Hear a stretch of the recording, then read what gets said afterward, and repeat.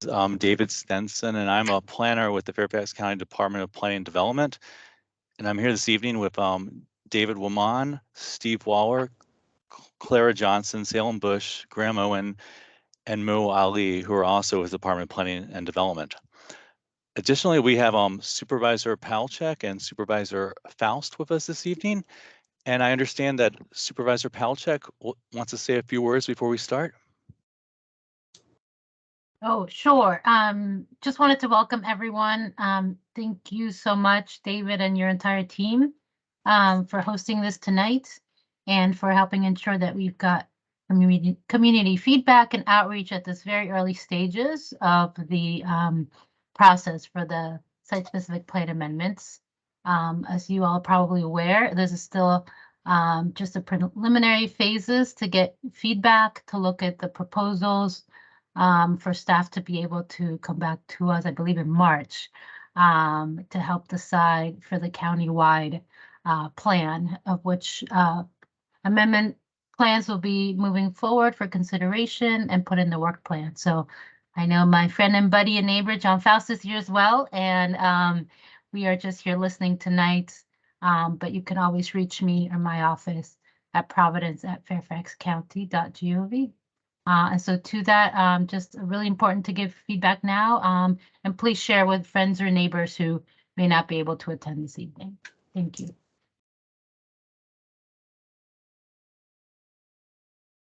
Thank you, Supervisor Palchek.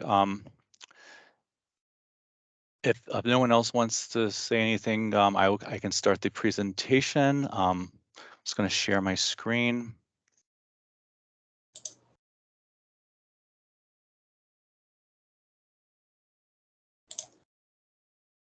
Okay, can everyone see my screen? You're good, David. Thank you, Salem. So the purpose of this meeting is to discuss the site-specific plan amendment nominations received in Tysons, which includes 5 nominations received for the Drainsville, Hunter Mill, and Providence districts.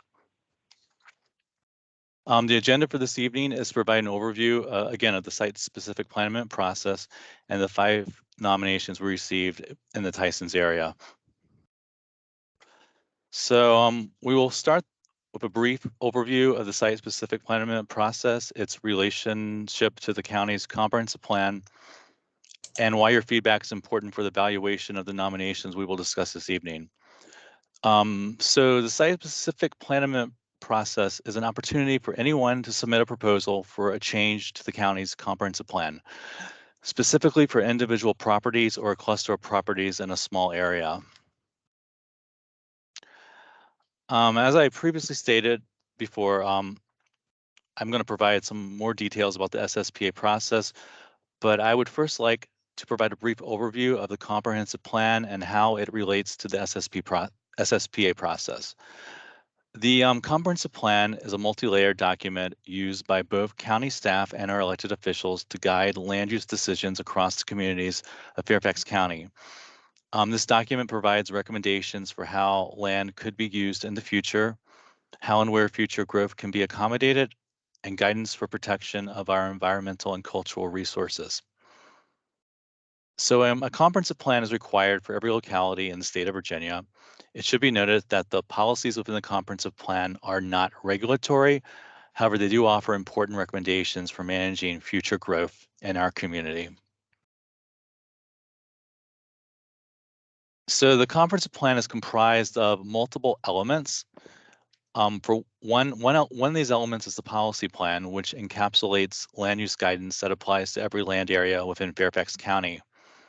Examples include policies related to housing affordability, public facilities, and environmental protection.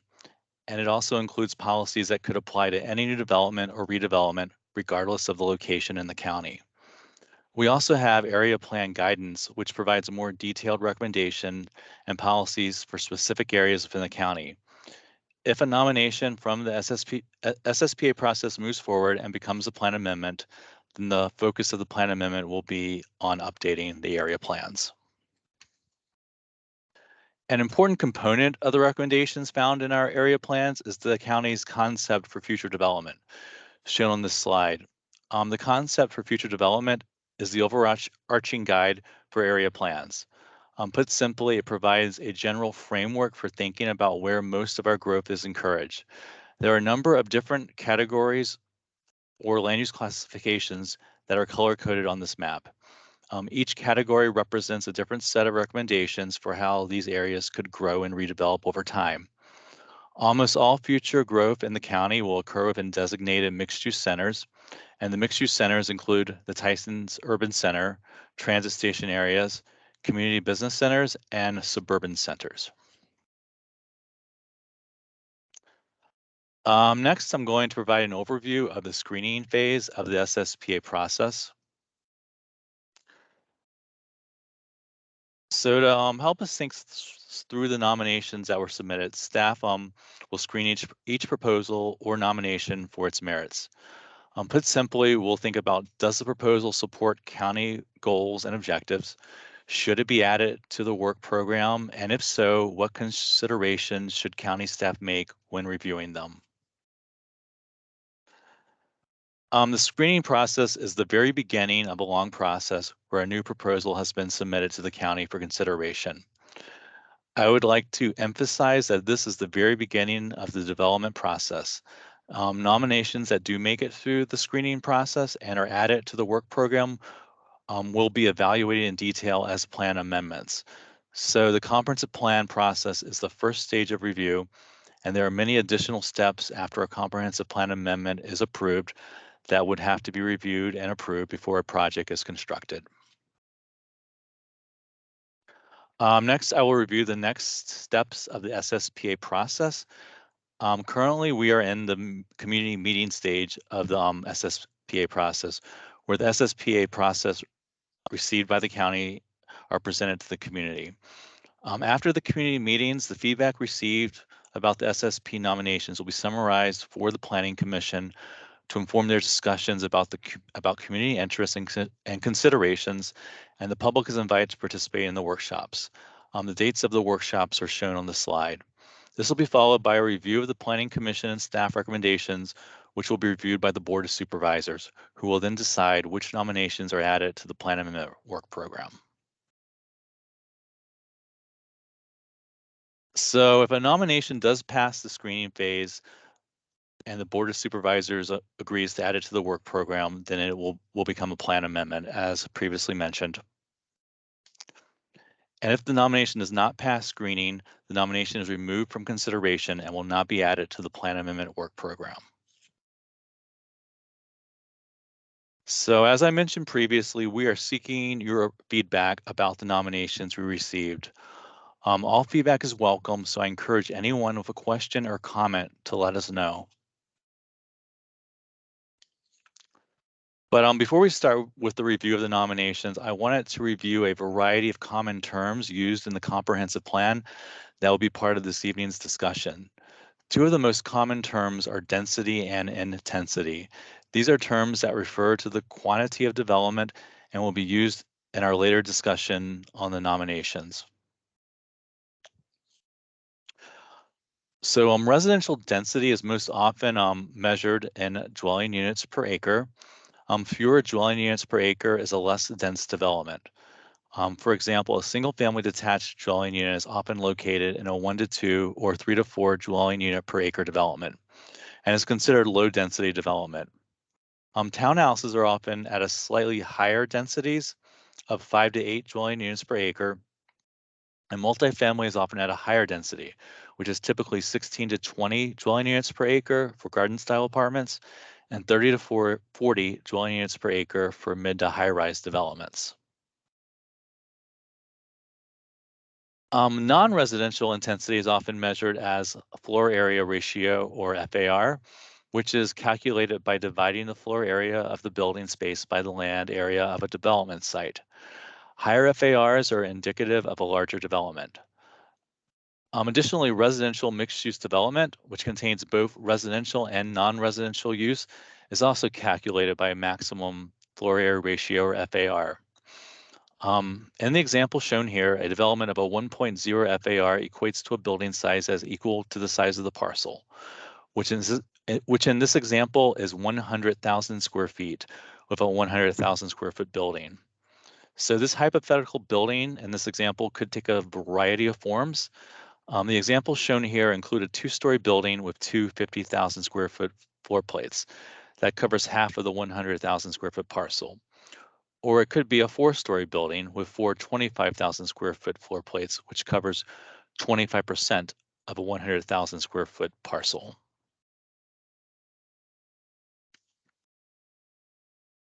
So next we're going to review the nominations we received in the Tysons area, which includes the Drainsville, Hunter Mill, and Providence districts. Staff has taken a cursory look at each nomination and will provide preliminary considerations. The nominators will also briefly discuss their proposals and answer any general questions that you may have. So the locations of the 5 nominations we will be discussing tonight are circled on the map with the names highlighted and listed in order. The first two sites, we will review are in the Drainsville district, right outside the Tysons Urban Center, and are shown in orange on the map, which are for Elm Street Communities and Spring Hill Homes. After that discussion, this will be followed by 3 nominations in the Tysons Urban Center, which are shown in red for the Providence portion of Tysons and green for the Hunter Mill portions of Tysons. As we go through each nomination, we will provide the planning background with preliminary considerations identified in staff's initial review, and then allow a representative for each development to briefly discuss their proposal. Afterwards, we will open the discussion to hear the community's questions and comments for each nomination. So the first nomination, again, is in the Drainsville district outside of the Tysons Urban Center, and David Woman from the Department of Planning and Development will present the staff's preliminary review of this nomination. So David, if you're ready, I can turn it over to you. Okay. Thanks so much, David, and good evening, everyone. My name is David Roman, and I'll be going over the two Drainsville nominations, with the first one being on the Spring Hill Homes. It's located northwest of the Spring Hill Road and the Dulles Access Road intersection. Currently, it consists of single-family detached residential residents on separate lots. The 4 parcels that's connected to the nominated site makes up around 5 acres. It's currently planned for residential use at 2 to 3 dwelling units per acre, and the proposal has an option for single-family home attached or detached residential use to 3 to 4 dwelling units per acre. And on the next slide, you'll see a conceptual view for what's nominated on the site, and you'll see around 19 townhomes for the attached option for this proposal as well, and also some conceptual ideas around the access to the Spring Hill Road, and then proposed amenity area, as well as a stormwater or best management practice area for that proposed site. For preliminary staff considerations, we looked at a few considerations. First, looking at the plan concept for future development, it being in a suburban neighborhood containing a broad mix of allowable residential densities, styles, parks, and open space. The comprehensive plan itself also generally encourages residential infill development for this broader planning area to be compatible with existing development. So 3 big considerations that rose to the top and is also seen in the one-pager that is now online on the SSPA website is first one being the parcel assembly. And David, I'm going to go ahead and share my screen to show the updated slides for this.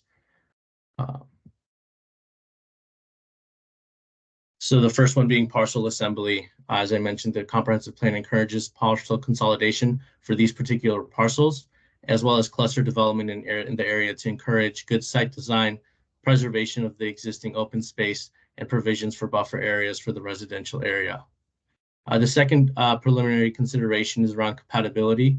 When we talk about infill development, it should be done in a manner that of compatible use, type, and intensity, and in really ensuring the adverse impacts are avoided to the surrounding neighborhoods. And lastly, looking at the road access, the vehicle access to the site along Spring Hill Road to make sure that it's compatible with the existing road network that's already there. With that, I will pass it over to the nominator to give a few remarks and about their proposal. And I'll pass that to Matthew. Great. Well, good evening. Can everyone hear me? Just making sure. Yep. Wonderful. Well, thank you so much. As David said, I'm Matt Roberts with Hirschler on behalf of the nominator. Here with me tonight is John Rinaldi with IMEG/CCL. They are the civil engineer and planner on the project. So very quickly, thanks to David and staff for doing their overview and giving you a good summary of what we're proposing. I think it'll help me consolidate some of my comments this evening and hopefully get to our questions and answers more quickly. At the top, I wanted to start by noting that this project is owned by the nominator and his family. They've owned this parcel for quite some time and for many years. And in fact, the nominator lives nearby this neighborhood in McLean. And so, it's important to remember that the nominator, his family, they have a real interest in seeing this site redeveloped in a positive manner that has a good impact on the community. So to quickly summarize, our application is requesting a very moderate increase in the density to facilitate development that we think better aligns with the county's housing, planning, and policy goals. Want to take a step backwards even from that just to say what's driving the request, which is really several sort of unique issues. First and foremost, the site's underlying zoning is R1. At the same time, though, as David mentioned, the comprehensive plan already calls for greater density at the site of 2 to 3 units per acre. Yet proposals that have come forward to date by others and that the nominator has, been tacitly involved with, those proposals simply have not been able to make that 2 to 3 dwelling units per acre work. So for us, while the comp plan talks about and recognizes that more density at the site would be useful here, there seems to be a disconnect with how that density could be realized on the site. So we see that really as an opportunity to go ahead and try and address that issue and try and do it in a manner that best respects the neighborhood. So to that end, the nomination does request a small increase in density, but at the same time, that request comes with a couple different things. It's maintaining residential use at the site. Both in our nomination, we've asked to maintain opportunities for single-family detached or single-family attached, which is language that is consistent with the comp plan right now. As David mentioned, you'd have a substantial consolidation of these 4 lots that are existing, and so you'd have nearly a 5-acre assemblage at this corner in the gateway into the neighborhood. Commensurate with that, you get a consolidation of multiple vehicular entrances that exist today on Spring Hill Road, and we'd narrow that down to 1. We can do that and align that with existing road network access on both sides of Spring Hill Road. And last but not least, this provides an opportunity and a mechanism for things like on-site open space and frankly other proffered community benefits that would be typical in a future rezoning that would follow on from any nomination that's adopted here. To quickly address the concept plan, as David notes, that we put forward does show townhouse development at the site. We think that is in fact compatible with the neighborhood, provides a lot of great benefits for the site, both in terms of providing the maximum space for on-site amenity area, opportunities for gateway and signage into the neighborhood and things such as that. And really, this comes from the idea that there are no shortage of examples in the county or elsewhere where townhomes and single-family detached are, adjacent to one another and coexisting in a manner that jives very well. At the same time, though, I think I'd love to remind everyone that the nomination does not foreclose the opportunity for single-family development at the site. We've asked to maintain that opportunity. And to that end, we could see positive development here of single-family detached, especially with clustering. We are exploring that option offline, and we look forward to discussing that with our neighbors in the community at some point in the near future. But to summarize, this is, again, a moderate increase in density. We think it is necessary in order to move something forward on the site and really facilitate redevelopment that can meet the county's goals for housing and the neighborhood goals for development continuity. So with that, thank you very much. Looking forward to our discussion this evening. Thanks so much, Matt. And I wanted to reserve the next few minutes to see if there were any discussions or comments that folks had that joined us today around this particular nomination. And you feel free to unmute yourself or post your comments in the chat, and we'll have that discussion like that.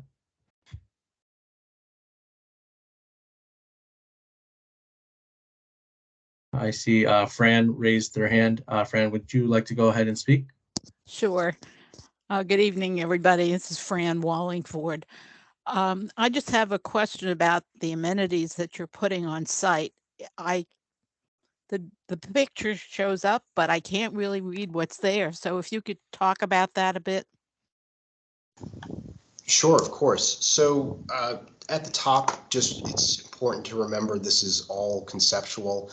The nitty-gritty sort of devils in the details items would come at a future rezoning. But what the concept plan shows, I think, primarily is a very generous open space proposal. Would maintain about a 53% of the site in open space with a very generous amenity area that could be anything from active to passive recreation on site. There are also opportunities outside of that particular, sort of larger area at the corner of the site, really near the gateway of Spring Hill Road and the entryway onto the access road. Really have some additional opportunity there for perhaps passive recreation, signage that indicates, the Spring Hill neighborhood, Lewinsville, things such as that. Those are really the primary things that we see off the top. But certainly, other opportunities could arise as we get through our rezoning process. I hope that answers the question. Could I follow up? Yes. In the parking reimagined study, one of the things that people keep saying is that amenities will be closer to the developments, and therefore there won't be as many cars on the road and all of that sort of stuff. So my question relates to what the amenities that will be there. That, is it going to be a ball field, or just what kind of things are you thinking about that can be shared by the surrounding community? Or is this something that would be used exclusively for the community that you're building? Sure. Thank you. So, no, thank you very much. At the top, I think we're considering these things as amenities specific to the community. I think a lot of times where we provide those opportunities on site, it's an opportunity to also, take a little bit off of the public recreational facilities. When you're adding new residents to the area, you can kind of swap that out a little bit, the impacts you might have to existing facilities by providing additional on-site amenities. So again, I can't tell you that we've planned it down to the T, but we could certainly imagine something like, on-site park space, a tot lot, things such as that, and, benches, seating, other opportunities for more passive recreation and walkability on the site. Thank you.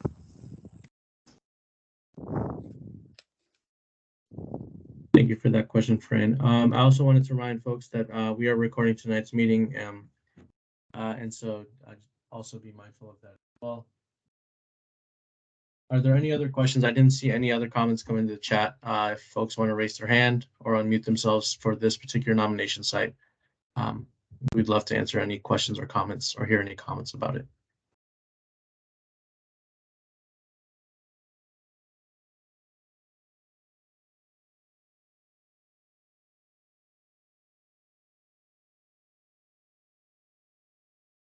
Not hearing any, I think we can move on to the next nomination site. But if you guys do think of any, feel free to post them on the chat, and also at the end there'll be a survey as well.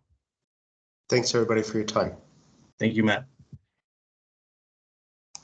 The second Drainsville nomination site is the third nomination that was submitted on Leesburg Pike, next to the Pymmet Hills neighborhood, proposed by the Elm Street Communities Group. This site, as I mentioned, is located north of Leesburg Pike and east of the intersection with George Marshall Drive. Currently existing is two office buildings that make up around 230 square foot. It's currently planned, the site is currently planned for residential use at 5 to 8 dwelling units per acre. The proposal for the nomination is looking for increase in a planned residential use up to 12 to 16 dwelling units per acre, which could result up to 162 townhomes. As you can see from the map, to the east of the site is the Tyson-Pimmitt Regional Library, and into the northeast portion is the Tyson-Pimmitt Park. A portion of that consists of a resource protection area, an RPA, that extends into the northeast portion of the nominated parcel. To the north is the Pimmitt Hills neighborhood, which is planned for residential development at 3 to 4 dwelling units per acre. Just to the west of the site is a church. And then from the conceptual map, you can see the proposal of those townhome units ranging from 122 units to 162 units, and also existing or connecting road to existing intersections or proposed ones as well. It's also worth noting on this smaller map, you can see where there was that recently approved plan amendment for a residential development for the similar density of 12 to 16 dwelling units per acre within the Pimmitt Hills townhome development in 2021. Preliminary staff concerns, as I mentioned, are this area is in the concept for future development is located in a suburban neighborhood, which also contains a broad mix of allowable residential densities, styles, parks, and open space. For this particular nomination site, there are 3 major considerations that rose to the top. Stormwater management, so considering stormwater management controls to reduce runoff and mitigate downstream flooding into existing residential neighborhoods. Compatibility, when we're talking about infill development, we're looking for compatible use, type, and intensity.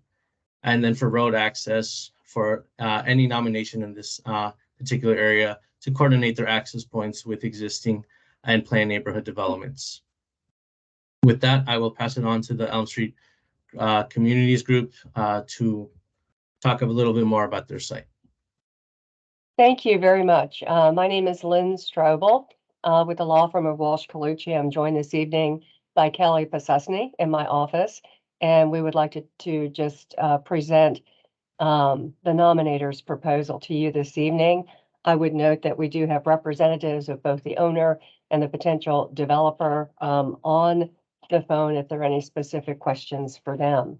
So if we go to the first slide, just as was presented by the staff, this is an aerial view of the application property. It's about 10 acres in size on the north side of Leesburg Pike, next to the Pimmitt Hill Libraries. You'll see that across Leesburg Pike there are townhomes. There's also the high school that's on the other side of Leesburg Pike. We go to the next slide. This is just the existing conditions on the property. As was mentioned, it is developed with office buildings that were constructed in about 1986. The property is zoned today to the C2 district. Unfortunately, these office buildings, like many in Fairfax County, have a high vacancy rate. I think the vacancy rate is about 40%. And since the ownership acquired this property, that really hasn't improved. And the owner really doesn't believe that that will improve.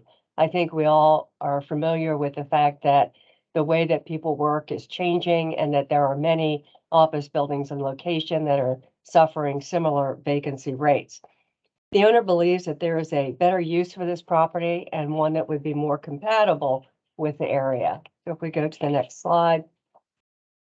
So this is our proposed concept plan, and just emphasizing that it is a concept. We would certainly have to go through a rezoning process. What is interesting about this property is that even though it is zoned C2, so it's zoned commercial, it is already planned for residential development at 5 to 8 dwelling units per acre. So the nominator is asking just for a modest increase in that density up to 12 to 16 dwelling units per acre. And as was mentioned, this shows a range of dwelling units. At that density, it would be 122 to 162 units. That's not the actual proposal. This is just a concept. If we file a rezoning, we certainly would be working through a lot of issues with staff. We have tried to be sensitive here in the fact of providing buffering around the perimeter. We will be preserving the RPA. In addition, There were some considerations that staff put forward regarding access to Kilgore Street. That has been accommodated, as well as access to neighboring properties, where we're very thoughtful about the planned road network to make sure that it was in compliance with the recommendations of the plan. We're also able to accommodate any future widening of Leesburg Pike. So if we go to the next slide. As was mentioned, there was a development that was recently approved that is right adjacent to this property. So this would be something that would be compatible with that recent approval. We're asking for a similar development density and a similar plan range of 12 to 16 dwelling units per acre. We think that this would serve as a good transitional use, better than office perhaps, between Leesburg Pike and the single-family detached homes that are behind us. And I know that there are a lot of details that I'm sure people are interested in, things like stormwater management, open space, all of those types of things will be addressed should this go towards a rezoning effort. And I would say that the owner of the property is ready to proceed with the rezoning. They really have done a lot of study on this. They do believe it's a good use and would really be anxious to begin that process and start a dialogue with the community. So with that, I'd be happy to answer any questions. Thank you. Thank you so much. And I see a comment in the chat from Sonia. Will there be a sidewalk provided along the Route 7 frontage, or better yet, a shared path? I don't know specifically what will be provided in the way of a pedestrian connection, but I'm sure that we will have pedestrian facilities along Leesburg Pike. That would be something that we would look at during the rezoning application. Thank you. And folks, yeah, if you have questions or would like to make a comment, please feel free to post in chat or use the raise hand feature, and I'll help facilitate those comments.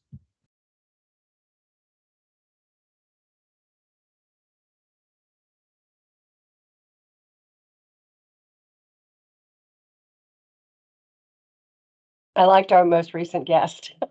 Yeah. If I'll do one last call out to see if any folks have questions. I see, yeah, Sonia says seems a good nomination to move forward. Thank you. Appreciate that. Yeah. Not seeing anyone else. David Stinson, I'll pass the screen sharing abilities back to you.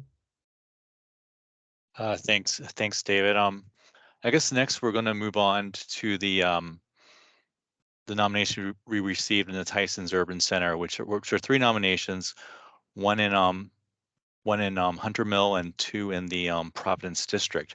And I think Steve Waller is going to start our discussion, and I will bring up the presentation for Steve. Thank you, David. Okay. To promote area-wide goals of transforming as a 24-hour activity center where people can live, work, and play, the comprehensive plan's concept for future development envisions the Tysons Urban Center as a mixed-use community with transit-oriented development, or TOD, consisting of a robust mix of residential, office, retail, and service uses concentrated at the highest intensities around the 4 metro stations in Tysons. The darkest shades of purple on this map represent areas within 1/8 to 1/4 of a mile walk of each transit station platform. The final 3 nominations that will be discussed tonight are in the TOD zones of the McLean and Greensboro station. Next slide, please.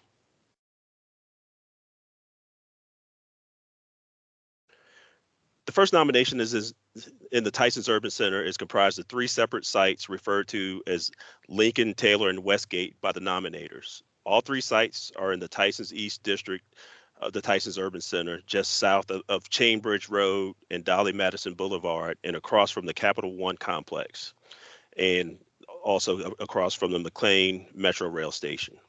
Nearby properties in Tysons East are developed with a mix of office, multifamily residential uses, open space, hotels, retail, and other supporting uses. The Lincoln and Westgate sites are respectively planned in the Old Meadow and Anderson subdistricts. Both of these sub-districts are envisioned to redevelop as urban residential neighborhoods with lively shopping streets and a diverse range of land uses concentrated at their highest intensities near the McLean Metro Station. And also an appropriately scaled network of blocks, public open space, a grid of streets that promote convenient vehicular and pedestrian access. The Lincoln and Westgate sites are also planned for land uses in the transit station mixed use or TSMU category for land development near the metro stations in Tysons. TSMU areas are generally recommended to have approximately 65% of office uses and 20% in residential uses. The Taylor site is in the Coleshire subdistrict, which is planned for substantial redevelopment with a more intense and diverse mix of uses that is predominantly characterized by office use combined with residential, retail, public, and institutional uses. The Taylor site is further designated in an office land use category area and recommended to consist almost entirely of office uses with supported retail and service uses such as hotels, daycare centers, and restaurants. Next slide, please.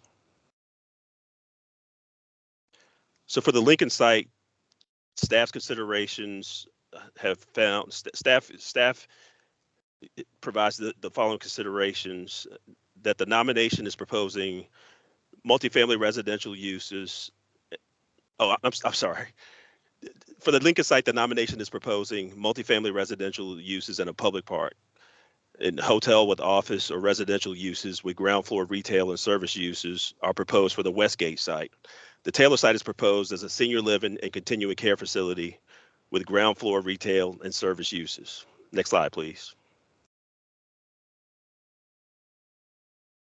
Staff notes that for preliminary considerations, staff notes that the nomination has a potential of reducing the percentage of office uses recommended by the adopted plan for the Tysons East district and its sub-districts, while also increasing the percentage of residential and similar uses. The adopted plan provides some flexibility to consider a variety of land use options on individual sites. Therefore, any further study should consider the current status of area-wide targets for office use in the Tysons TSMU areas and office areas, and also demonstrate harmony with land use goals for the Tysons East and its Old Meadow, Anderson, and Coleshire subdistricts. And I think two representatives of the nomination are here: Zachary Williams and also Lynn Strobel to speak on this nomination. So if you have a presentation to share, you can share your screen now. Yes, thank you very much. Again, my name is Lynn Strobel with the law firm of Walsh Colucci, and I actually represent the owners of these blocks that we'll be discussing. The other representative with us tonight is John McGranahan, and I will defer to John after my presentation. He may want to add a few comments. So we're here this evening to speak about three blocks that are within Scotts Run South. I did notice that we do have some representatives of the owners that have joined us, if there are any specific questions for them. And again, Kelly Pasesny of my office is joining us and helping me with the presentation. So if we go to the first slide, please. So the blocks that we will be considering, as was mentioned, is Westgate, Taylor, and Lincoln. So these blocks total about 10 acres, and they're part of a larger development that's known as Scotts Run South. Specifically, the Taylor and Westgate blocks are in what we call Land Bay East, and the Lincoln block is in Land Bay West.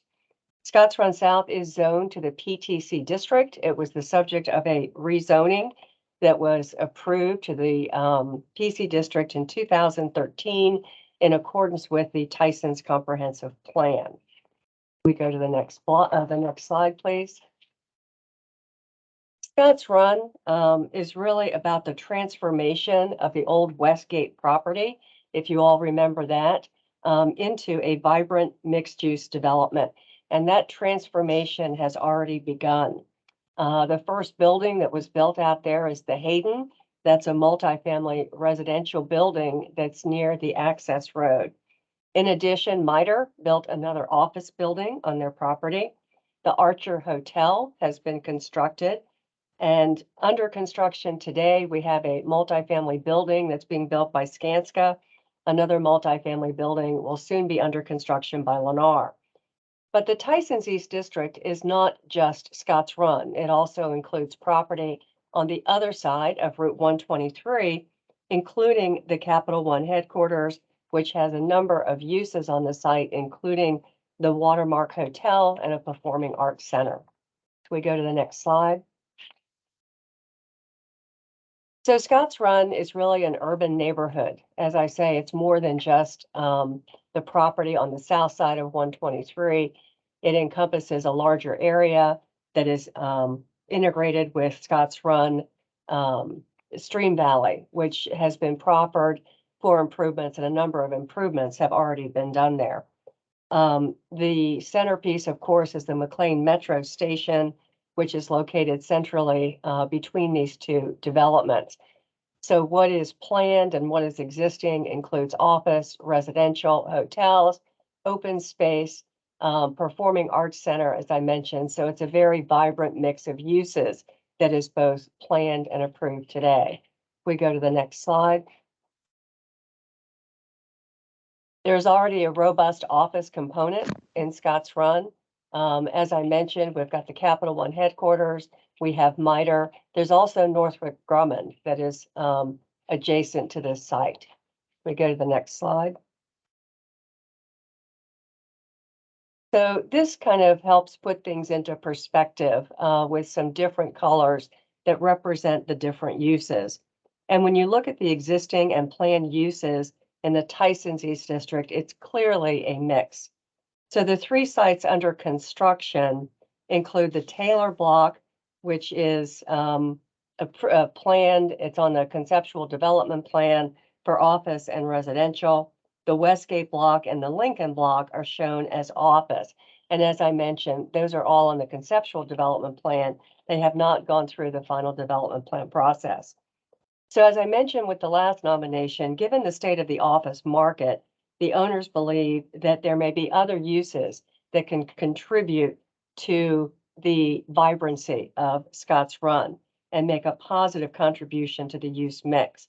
So what we're going to talk about this evening are some proposals for the Taylor and Westgate blocks that are not office, and I admit they're not office, but they're also not strictly residential.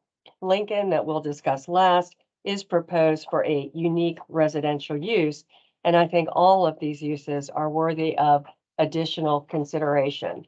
The next slide. So the Taylor block is proposed for an age-restricted residential use that would include first floor retail. What you see on this slide is the Archer Hotel that's kind of in the forefront. You can see the Kiss and Ride station of the Metro, and the Taylor block is located behind those uses. If we go to the next slide. What is proposed is an independent living, age-in-place, continuing care community. So that would be a community that would include on-site care and on-site services. We go to the next slide. This is a use that would be highly amenitized. It provides an opportunity for older adults who are living in Fairfax County to downsize but maintain their quality of life. They can stay near their family, their friends. They have access to retail. This is very close to both the Tysons One Mall and the Galleria. It is close to services, and also it's close to the Metro. So it provides great accessibility to all of these benefits. The next slide.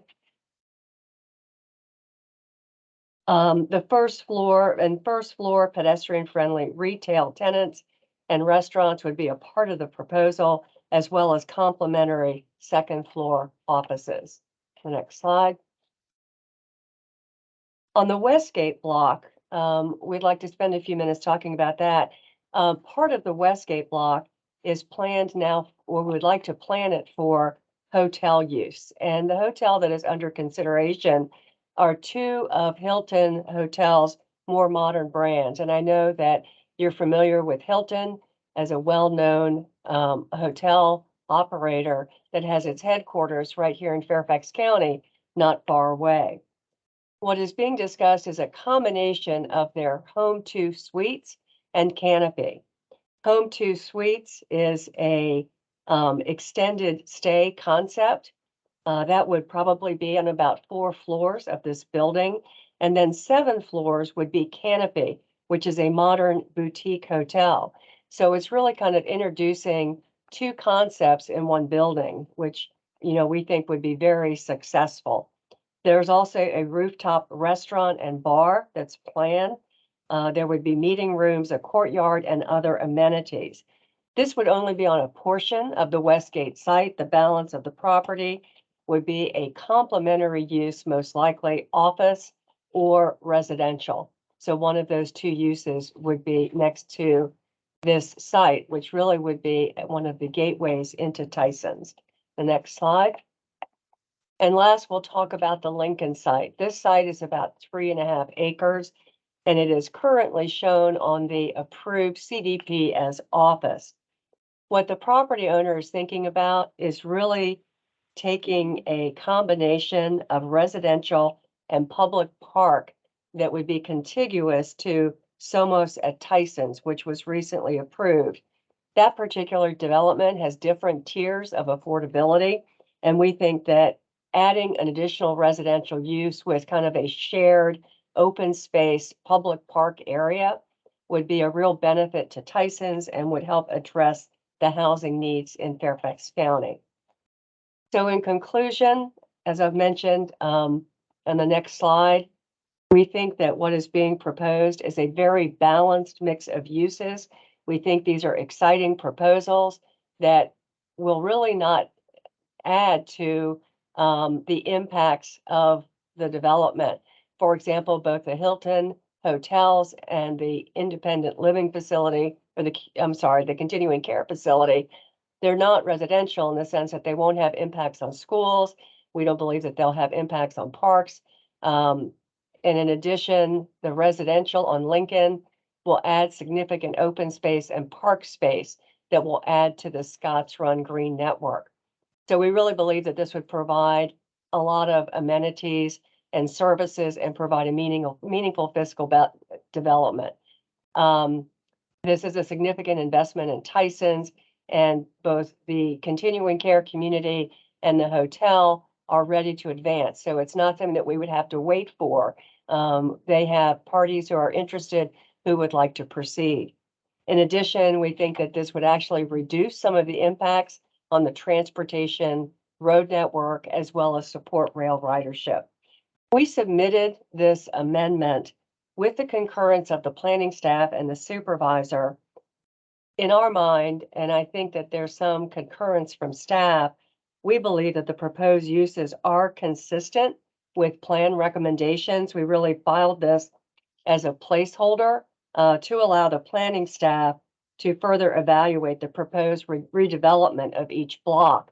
But we believe that this is consistent with the Tysons recommendations that encourage a variety of uses that working together create a vibrant community.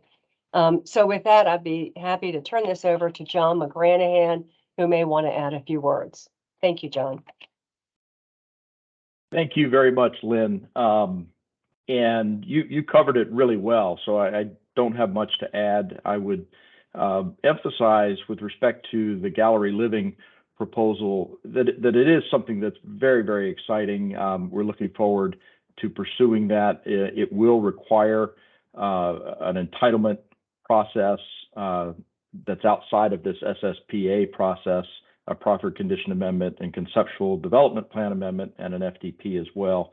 So that's a separate process, but we're very excited about that. And we do feel, as Lynn said, that it will contribute substantially to the diversity of uses in this part of Tysons. Under the zoning ordinance, a continuing care facility is actually categorized under public, institutional, and community uses. That's the group use, and then it's under the healthcare subgroup. So it's not even under the same list of uses in the zoning ordinance as residential. And again, it is different and really would contribute to the diversity and the vibrancy of this part of Tysons. And I think as you could see from the graphics, that office will continue to be the predominant use in the surrounding area, even with the proposal to take something that's approved for some office and changing it to the continuing care facility use. So that's really all I had, Lynn. I want to make sure to save time for questions.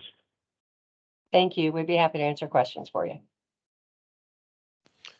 Thank you, Lynn and John. I am checking our interface, and I don't see any raised hands yet. If there's anyone from the community who would have questions about this proposal. So not seeing any, I will. Stephen, we have one question in the chat about In the chat, okay. Yeah, the need for how will school facilities be addressed with the additional residential that's proposed? Well, that would be something that we would absolutely, have to evaluate as we go through a rezoning process.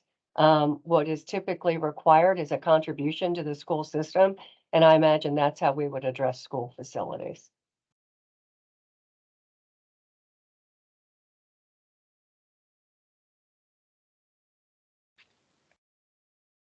Okay, thank you. With that, I will turn it back over to David for the next Tysons Urban Center nomination. Thanks, Steve. Let me share my.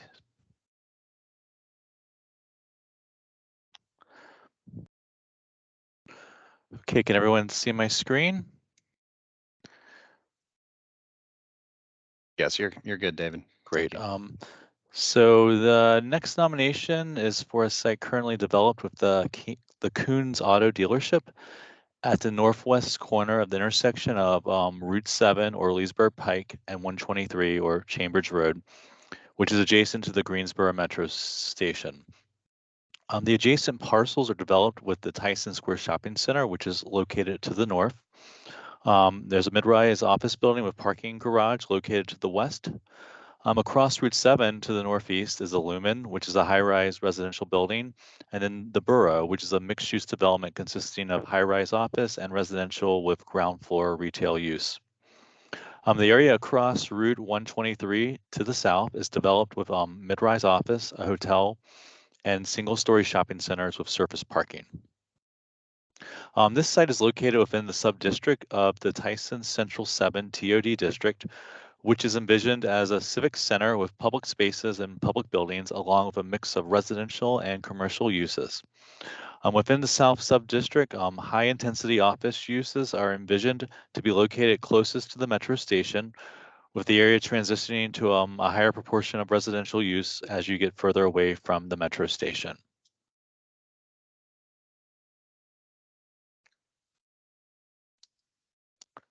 I'm sorry, I need to, just one more thing I forgot. The eastern portion of the property, which is closest to the metro station and classified as transit station mixed use or TSMU, is recommended for approximately 65% office use across all TSMU areas, with a minimum of 20% of the development plan for residential, with a minimum of 20% development, again, plan for residential.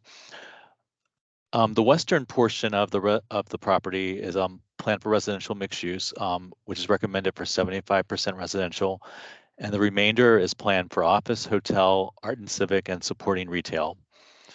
The comprehensive plan also envisions the extension of Boone Boulevard across Route 123 through the nominated property as a major circulation improvement, which the plan notes should be designed and constructed when the subject property is redeveloped. Okay, so now I'm going to move on to the proposal. The nominator has proposed a mixed-use development of 85% multifamily and 15% retail use.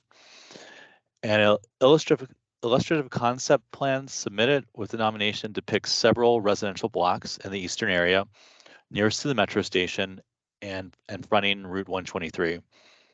It also proposes a multi-level big box retail use on the western portion of the site. The concept plan also depicts the extension of Boone Boulevard, which the statement of justification indicates would be implemented following the replacement of the Route 7 and 123 interchange with an at-grade intersection. Some staff considerations are that the adopted comprehensive plan provides flexibility to consider the mix of uses by individual development project basis. However, the location of retail use proposed for the nomination site may run counter to the goal of primarily residential use in this area. If the nomination is added to the work program, additional information should be considered to determine the current status of the area-wide office use in the Tysons Transit Station mixed-use area relative to the subject site and 2 other site-specific plan amendment nominations we have received in Tysons. Additional consideration should include the appropriate amount of retail use in the residential mixed-use area, performance objectives for parcel consolidation, and the location of the Boone Boulevard extension. I'm now going to turn this over to the representative of the nominator, Tony Calabrese, who will provide an overview of the nomination. Tony? Good evening, David, Salem, Stephen, Supervisor Powell, Supervisor Palchuk. Delighted to not see many faces, but delighted to see yours, and appreciate the opportunity to share a short presentation. Everybody's moving through with alacrity tonight, so I don't want to slow that down. All right, there's the vicinity map. David, appreciate the background and context. This is a really interesting and eclectic area of Tysons. I've had the pleasure and privilege of working on many interesting projects in Tysons over a lot of years, some that Lynn just alluded to a few minutes ago, Capital One, MITRE, Tysons Corner Center Mall. This is an area that's certainly deserves attention, and it's intriguing to be part of this process.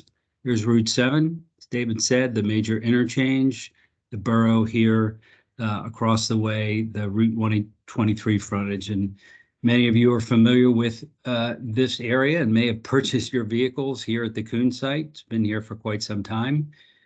It's certainly a site that we think merits a significant redo, and we're excited to be part of this process. Look forward, hopefully, to pursuing a zoning application in the not too distant future. Obviously, the site at 14 acres, 2 different parcels, zone C7 for regional retail. It's not exactly consistent with a number of the plan recommendations, nor is the car dealership use. We think there are a lot of better opportunities that would behoove and serve Tysons and the surrounds. I won't go through every bullet here, but that's just a recitation of what David alluded to in terms of the transit station, residential mixed use, overall percentage of offices. I know one of the discussions that Lynn alluded to, and that I'll go through in a little bit more detail here momentarily, is what's the right mix of office. A number of us probably on this call this evening participated for 5 years in the 2005 to 2010 overhaul of the Tysons Comprehensive Plan. Certainly my interpretation and my recollection that the 65% was a cap on office, and for the reasons, again, alluded to this evening, and many of us know, the office market is really challenged. There's a lot of wonderful, vital office, rail-related, transit-oriented related in Tysons, but you can only do so many of those, I think, with great success, and we need additional amenities, services, and complementary uses. Let's just go to the next graphic. At this site, we actually do have quite a few major office tenants. Many of you are familiar, of course, with Booz Allen, Dean, SAIC, Kepler, and others. This is just a graphic that I know staff is analyzing as part of the overall SSPA process. Graphics and facts that Supervisor Palchuk, Supervisor Fast, and a number of staff folks are intimately familiar with. I won't go through each of the stations, but here's the Greensboro station here in the bottom left, and just a reflection of a blow up of that. In essence, shows in red the 2010 designated TSA area. The purple line is the actual mix of office and other uses here. It actually crests above the 65% noted by the plan, or about 70% of office, as you can see reflected. So we think some appropriate balance would be beneficial in this quadrant of Tysons. Northern Virginia office vacancy rates have risen markedly. Tysons is up to 20% vacancy. That's teetering on the edge of starting to be a bit unhealthy. Mixed use, residential, proximate to rail is critically important for our $6+ billion investment in our region in rail and in the Silver Line.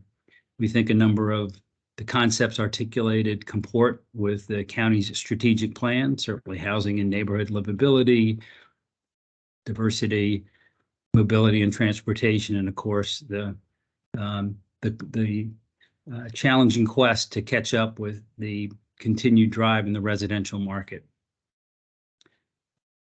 As David noted, we have some challenges with the Boone Boulevard extension, and definitely a detail that will be reviewed in quite a bit, scrutinized quite a bit more when we get to the appropriate zoning application. But Boone Boulevard under the plan is really supposed to be in this left portion of the site. If you can see that, there's a huge topographic challenge. There's about a 30-foot drop off. Many of us are very familiar with the site.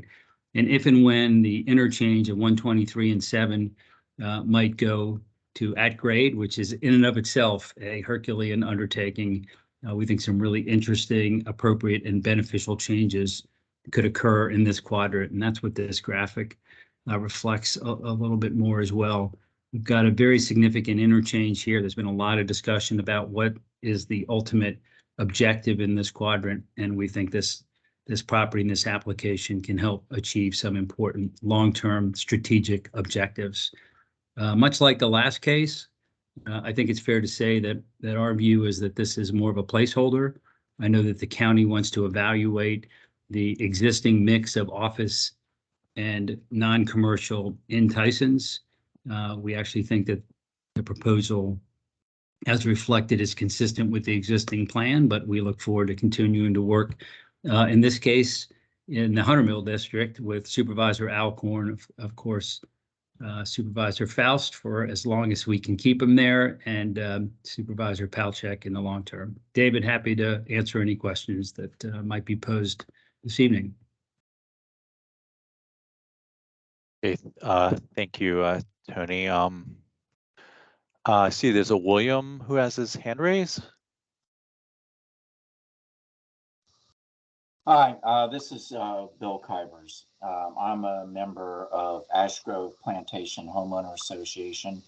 We are an R3 residential neighborhood within virtual and probably shadow distance of this development. And so we do have a lot of questions. Only a few will be raised tonight. And I know in the application it was mentioned several times that was submitted that the sponsor would be interested in talking to any homeowner associations or community participants who have an interest in this, and Ash Grove Plantation Homeowner Association is interested in that follow-up. I believe David still has my email address from our conversations back in December. If not, David, let me know, and I can make sure you get that again. What would help Tony a lot is, and let me kind of start out by saying that in the preliminary conversations that we've had as a community, we are setting aside the economic impact to Tysons as the economic driver of Fairfax County. Setting that aside, we as a community are not necessarily opposed to the rezoning to the residential density that you're talking about from the 85%, 15% retail. However, what would help us better understand the impact on schools, on traffic, on infrastructure, both that you're planning on providing as well as would need to be provided by the county, is if you could, on that earlier slide where you're illustrated 7 to 10 buildings, depending upon how you view building C, if you could, because right now this is currently zoned for a height between 75 feet closer to Gosnell to 400 feet to Route 7. So if you could kind of, and I know that you're not going to have maybe exact information, but I would think that you probably have some preliminary concept of what you're envisioning at this point. Kind of show us on here, you know, building A1, A2, etc. What are you anticipating from a height standpoint or from a number of floors, as well as are you envisioning this being for sale, multifamily, or is it lease multifamily? If you can give us some idea so that we have some idea of the potential impact, again, on traffic, on schools, etc. And so if you could do that, that would be helpful. Also, and this relates to the Fairfax County infrastructure, right now you have a street on the left side of this drawing marked as a new road. Then you have, you know, I guess what would be kind of the existing exit that's coming out of that dealership right now onto Chain Bridge Road. And then you have Boone Road. What would be the impact to your proposal if, in fact, the at-grade road work does not take place? Hey, Bill, if I may, sir, and I didn't hear your last name. I apologize. First of all, David has my email, and we'll make sure that it's shared with you. I may ask you to mute here for a moment, if I may, or somebody else may mute if they could. I'd be very delighted to set up follow-up discussion with you because a lot of the questions and concerns that you're raising, we're very happy to talk about. Quite a bit of them will actually emerge if and when we get to the point of a rezoning.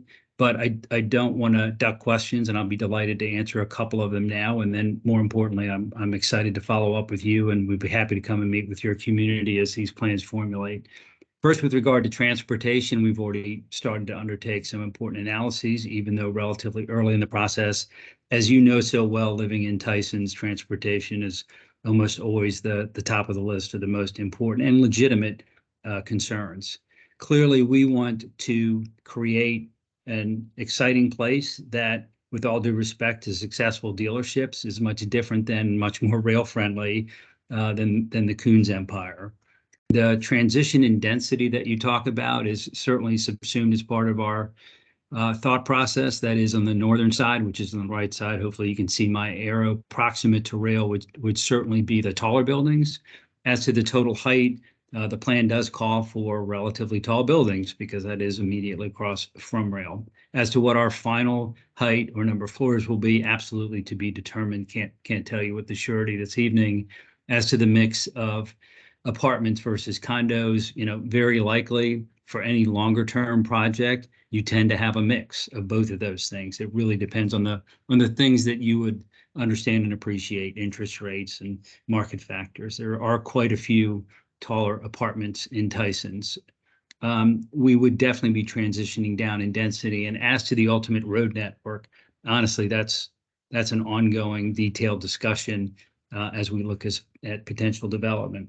Schools, I actually do have a school slide, so I don't want to delay everybody, but I'll make it quick. We actually have already started to evaluate school capacities that you know so well. You may have children yourself within Westbriar, Kilmer, or Marshall. And so we have, even though it's quite early in the process, really starting to undertake exactly the type of infrastructure, transportation, schools, parks, and other issues that you allude to, sir. So if I may, David's always very good about responding quickly. If David will send you my email or send me yours, I think it'd be very advantageous for us to sit down and speak in more detail. Thank you.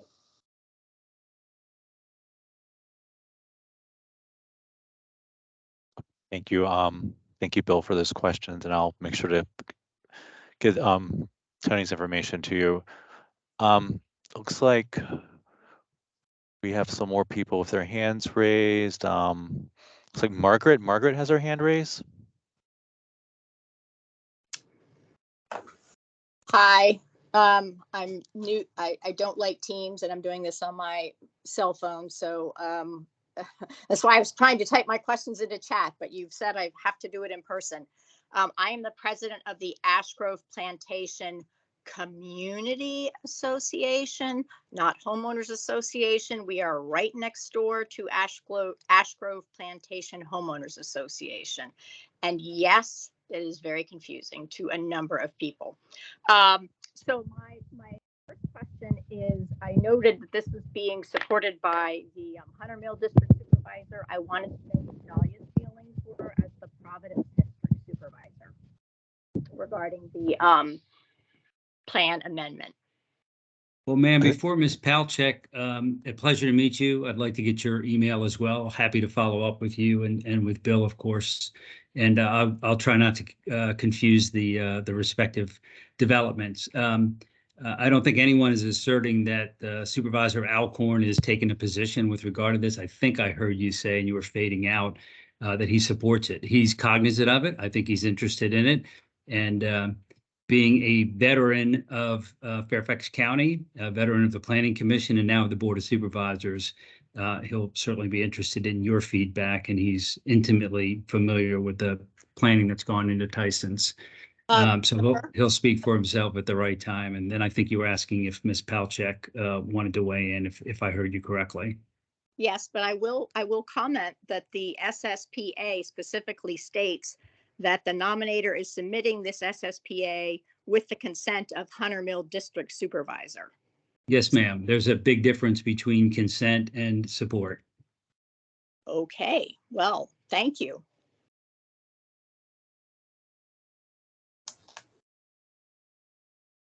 Again, David, if you can, please send me email contact information. Look forward to following up. Okay, is Dahlia able to respond, or is this not the forum for that? Yeah, this is not, so number one, it is in the Hunter Mill District. And so I have reviewed applications in my district, in Providence District. And so, again, this is still the preliminary phases going through just are these eligible to go through the process? So that's where we are now. This is the initial phases. I am seeing this tonight. I'm on here tonight to be able to see the applications in Drainesville and in Hunter Mill that I have not looked into yet, since I am Providence. Also just here listening and seeing where the community is on all of this. So I appreciate hearing your input. Well, both of the Ash Grove plantations are in Providence, but clearly this will have a great impact in our community. I understand. Hunter Mill. I know we've got some interesting boundaries. And so, you know, this primarily is Hunter Mill. Supervisor Alcorn is the one who will be leading on this one, and we'll be happy to communicate with him and ensure that you're able to provide input as well. Okay, my only other question was, what is the Tysons Task Force? Ma'am, if that was directed at me, the Tysons Land Use Task Force was in existence from about 2005 to 2010. That's when the county undertook an extraordinary, even really nationally recognized reevaluation, recognizing at the time that rail was likely to be funded and might ultimately come. As you know, it was opened in 2014. There was a lot of question whether that was going to occur or not. So the goal at the time was really to undertake a replanning of Tysons, and that's at least what I alluded to. I don't know if that was directed at staff, but that's what I indicated in my remarks. Again, just referring to the SSPA, that the nominator submits based on recollections of the discussion held by the Tysons Task Force, and then you called it something else, not necessarily Tysons Task Force. So we're talking about recollections that are quite a few years old regarding the the percentages of the comprehensive plan, and that the 65% was a cap. So I'm just trying to put all the pieces of the puzzle together. Sure, understood. Happy to follow up with you, as I'm sure will staff, who definitely familiar, as you can tell, with the plan of Tysons and doing what they should be, which is under state code. There's a requirement to evaluate and reevaluate a county's comprehensive master plan, certainly every 4 years. And this is a really, frankly, I'm not just pandering to the audience here. This has been a really extraordinary and impressive effort by staff. I've only participated in 6 of these evenings now, and staff is doing this across the county in a way that I think you would be very comforted and pleased to know that they are focused on the very types of issues and concerns that I hear in your voice. So we look forward to speaking with you and going through this in more detail. We frankly don't care that you're in Ms. Palchek's district as compared to Hunter Mill. We are very respectful, of course, of all the supervisors here at the Confluence in Tysons. Thank you. Yes, ma'am.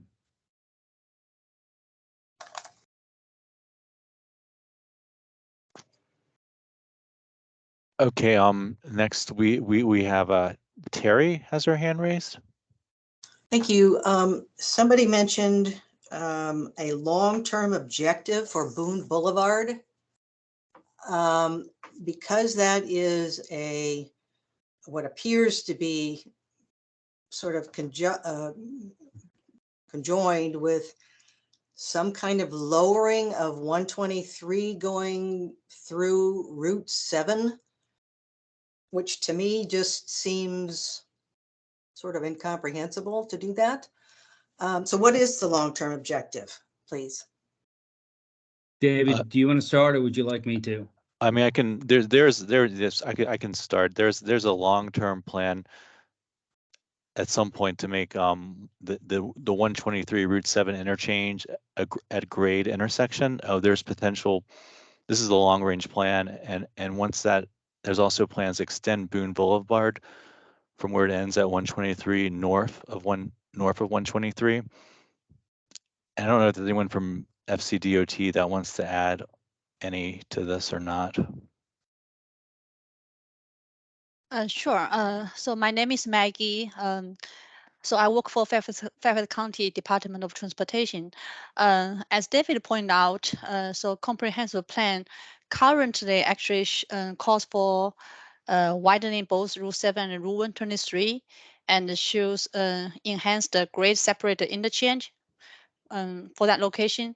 But FCDOT has an ongoing study effort to convert it to an at-grade intersection to help Tysons to become more urban environment. So this needs to be considered, but current plan right now shows a grade separate interchange. So the other one, oh, sorry, go ahead.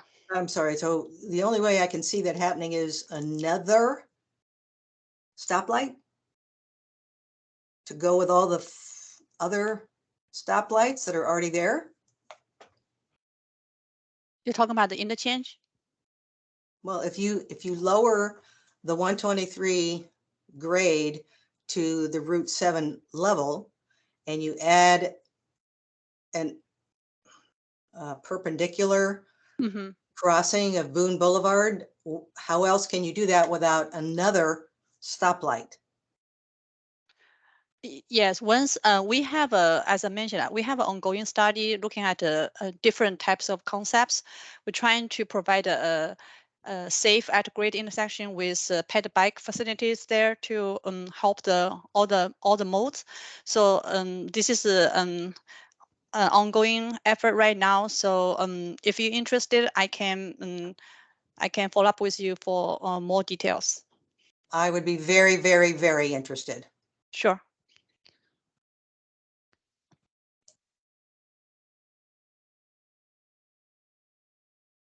Okay, thank you, Maggie. Terry, do you have any additional questions or comments? Yes, but I will let Bill Kybers speak for Ash Grove Plantation Association. Thank you. Our concern, I'm sorry, I will throw this out there, because I think a lot of people have turned off. The transportation piece of this is extraordinarily concerning for those of us who have lived here our entire lives. And those of us who live in the Ash Grove area, because we already deal with significant traffic issues and support issues, environmental issues. So, okay, I'm going to stop right there. Yeah, thank you. Thank you for your comments. It looks like next Sonia has her hand raised. Yes, thank you. Sonia Brehe. I just, wanted to say, one, I think I'm excited to see that this particular property, this parcel, so close to the metro station, is one of the nominations. I think it's the right place to provide mixed use residential to really help continuing to build out sort of the Tysons plan with this great vision of creating a sort of urban center for Fairfax County. I think with the metro station and future BRT bus rapid transit coming into Tysons, the idea being that we want to move people not just by driving places. I think Tysons was built around the automobile, and now we're looking for a more urban transformation. And I'm very intrigued about this at grade Route 7, 123 intersection. I think there's a lot of great opportunity to get that right and help to improve the good of streets, to help create more ways for people to walk around the area, bike through the area, access metro, and continue to drive. There are innovative ways that this can be designed, and I think I certainly look forward to it. I don't know when that has actually come into fruition, but I look forward to it. Similarly, with the Boone Boulevard extension, I hope it's part of building out that grid of streets, and I think it will do a lot to help Tysons along. There was a question in the chat about the reference of this being a placeholder and trying to understand what that meant. Wasn't sure if that meant it was just that the developers weren't going to move forward with this just yet, and you're just kind of going through the plan amendment as a placeholder, or if there was some element of what you're proposing that is being a placeholder. So I was just curious if there was some explanation to that statement. Hey, Sonia, Tony Calabrese. Nice to see you again. I appreciate that you're involved in many of these in your role with the Coalition for Smarter Growth. I think it's impressive that you guys are participating. In terms of the placeholder, my name, from our perspective, we don't think a comprehensive plan amendment, frankly, is necessary for this site in order to proceed with something really vibrant and exciting along the order of what you described. Rail related, certainly a lot better than the dealerships that are out there today. Staff, I know, is evaluating the mix of uses generally in Tysons and specifically the mix of offices. So, from our perspective, I think we wanted to be prophylactic. We wanted to make sure that there was a marker if there was a question about the mix of uses on this site. And that's why I have termed it, that's my term, a placeholder. I think Lynn used that as an earlier phrase in the city line application. So that's not a staff designation, that's me and ours. Hope that helps. Nice hearing your voice again. Yeah, great, thank you.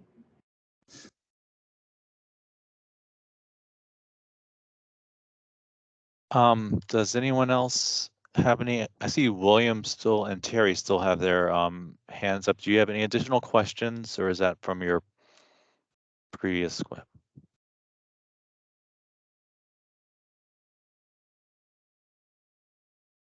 And if anyone else does have any questions, then please just unmute yourself and take the opportunity to speak.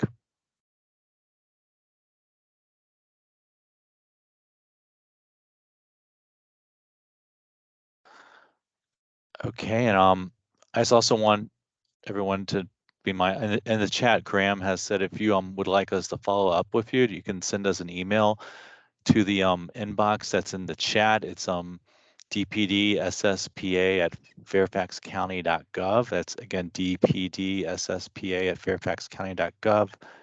If you could send us your contact information, and we'll follow up with any questions you may have. And so I guess we're gonna move next to we're gonna go back to Steve Waller, who's gonna present the final nomination for this evening. So I'm gonna turn it over to Steve. Thank you, David. I will get going as soon as the slides are up.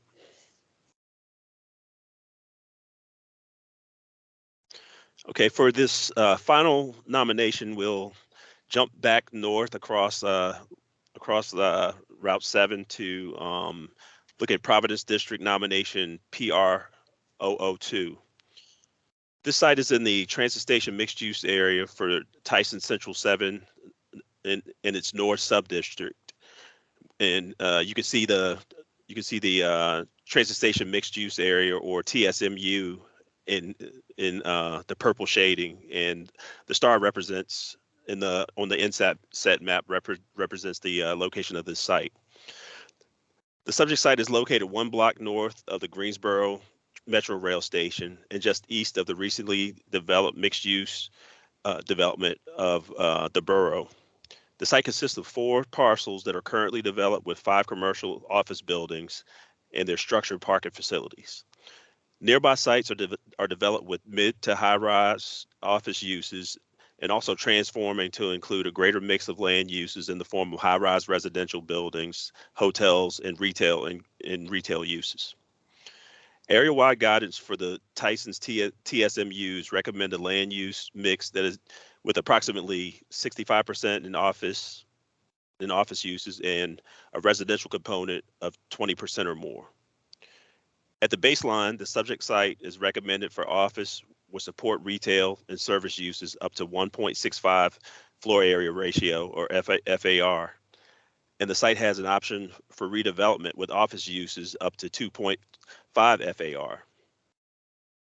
Residential and other uses within 1/4 mile of metro stations in Tysons are not subject to a maximum intensity if it is demonstrated that traffic and other impacts can be adequately mitigated. Next slide, please.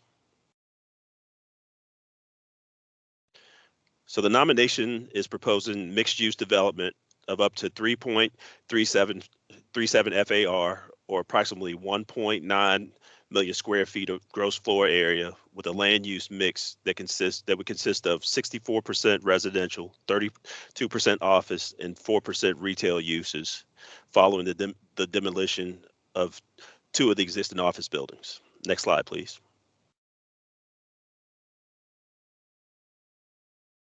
Staff review has identified the preliminary items for consideration, and I'll list them as also listed on the slide. First, the nomination could potentially reduce the targeted percentage for office use and increase the percentage of residential uses in the Tysons Central 7 sub-district and also the transit station mixed use areas. Adopt a plan guidance provides some flexibility to consider a variety of land uses on individual sites if they can achieve area-wide and sub-district level goals. So if the nomination is added to the work program for formal review, additional information should be considered to determine the current status of area-wide targets for office use across all Tysons transit station mixed use areas relative to the subject site and other site-specific nominations that have been submitted, and could potentially decrease adopted goals for office while increasing the percentage of while also increasing the percentage of residential uses in TSMUs. So Kendrick Whitmore is attending tonight to represent the nominator's proposal, and if you are here and available and ready, Kendrick, you can share any presentations you may have. Great. Thank you. Appreciate it. My name is Kendrick Whitmore. I'm with Venable. I think Mr. Waller's stated everything here pretty well, so I'll try to be succinct, particularly given the hour. But in essence, this nomination seeks the flexibility from the 65% office minimum in this area that's imposed by the transit station mixed-use designation of the property. You've heard this comment a few times already, so I won't rehash it at length, but obviously office and commercial have become a lot more challenging in the last couple of years, and that really is one of the driving forces behind our nomination request. We think providing the opportunity here for a greater share of residential will help us push forward the great momentum that we've seen in the area, both in the borough and Tysons as a whole. It'll help advance the goals of the Tysons plan and also align with the county's goals to housing, planning, and other policy issues. It's important to note that our request doesn't preclude office in the future, but it does provide the opportunity to be flexible and respond to changing market conditions. Finally, I'll just note that this is the first step in what will be a long and involved process related to a rezoning and significant public input before any development would take place. So with that, I'm going to turn it over to Tom Boylan from the nominator for a quick presentation. Thanks, Ked, and thanks everybody for listening and for your patience throughout tonight. I think it's been a great conversation and some great opportunities here to see Tysons continue to become a great city. And I just wanted to kind of just mention in the presentation right before Ked started talking, there were some very specific numbers related to density mix. And we don't have a specific plan in mind. I think the thing we're trying to accomplish is to get the flexibility to create a better mix of uses here in what is a very dominant office use designation in the transit mixed use area of the comp plan. And similar to what Tony was mentioning on the Coons 123 site, there's a lot of factors that are here for the long term that are driving decisions to provide a better mix, a better balance, a healthier balance, more harmony, whatever you want to call it. But really, we want to expand the tremendous urban center that exists at the borough today.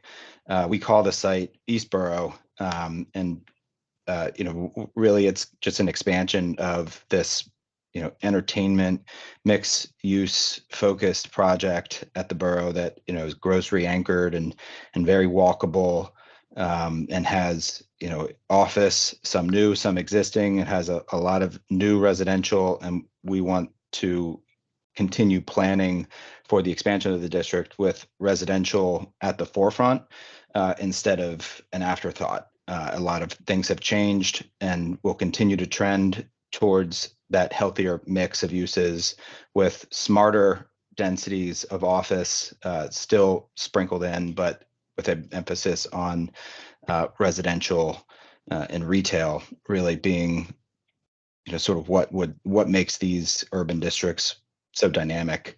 The Eastboro site, as we've called it today, is 1 million square feet of existing office with some above grade parking, home to companies like Alarm.com headquarters, Booz Allen headquarters, Kettler, a residential developer. It's very proximate to Metro, but very disconnected from Metro. There's a lot of existing surface parking.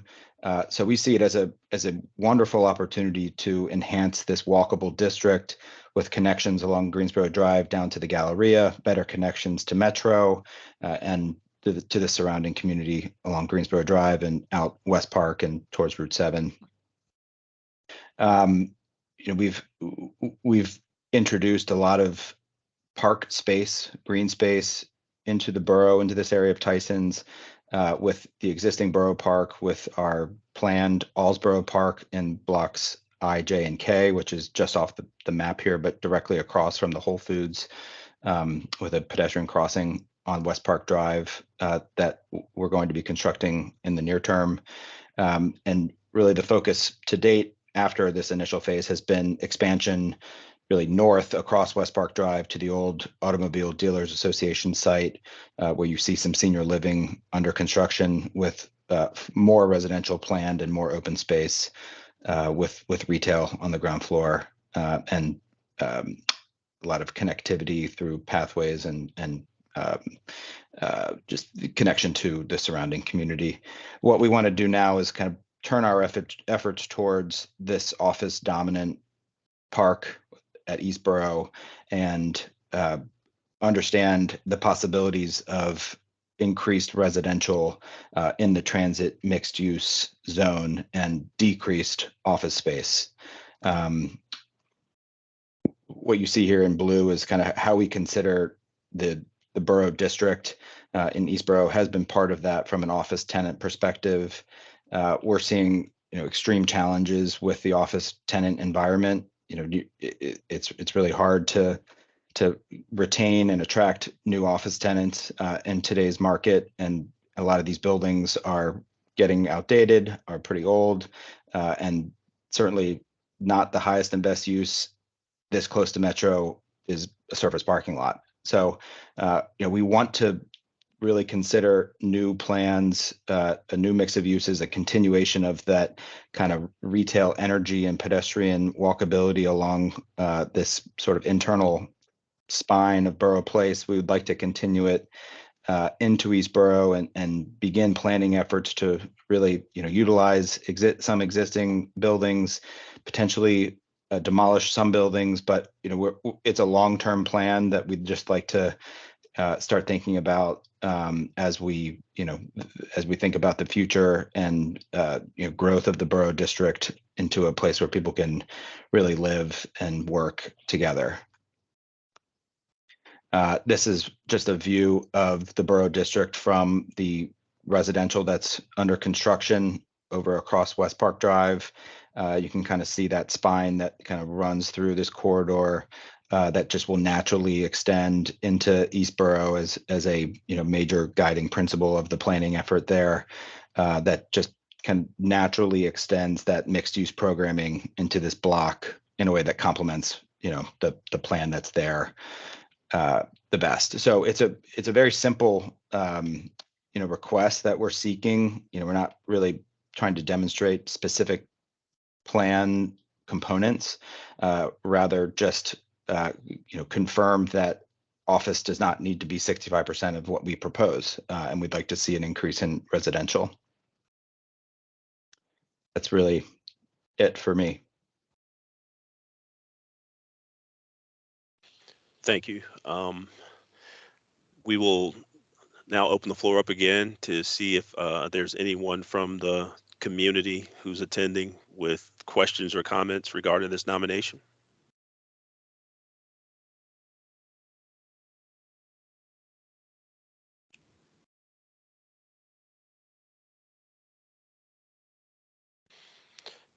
I'm not seeing any raised hands, and I'm also not noticing that there are any comments in the chat.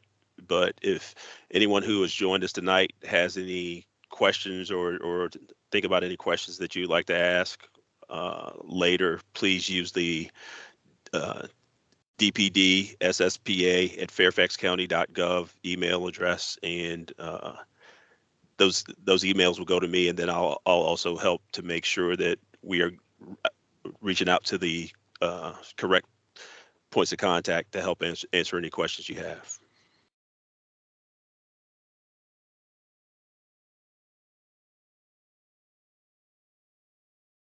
And I'll turn it back over to David for closing comments now. Thank you, Steve. I guess that concludes our meeting. If no one has any further questions, I just wanted to the next step in the process is going to be the Planning Commission workshops. Currently, we have potentially 4 workshops scheduled. The dates are on the slide. These dates are tentative, and they may be subject to change. And if they do change, we'll post them on the SSPA website, which is the address is shown here on this slide. So again, these the next step in the process is going to be Planning Commission workshops. We're planning 4 workshops in February and March. And again, these are open to the public, and we encourage everyone to participate and provide comment. And as Stephen said, if you have any additional comments or questions, just send it to our inbox, dpd.sspa@fairfaxcounty.gov. So that concludes our meeting. I want to thank everyone for attending this evening, and again, I just encourage everyone to just stay engaged and provide us any comments or contact us for any comments or questions. So thanks again, everyone. Thank you.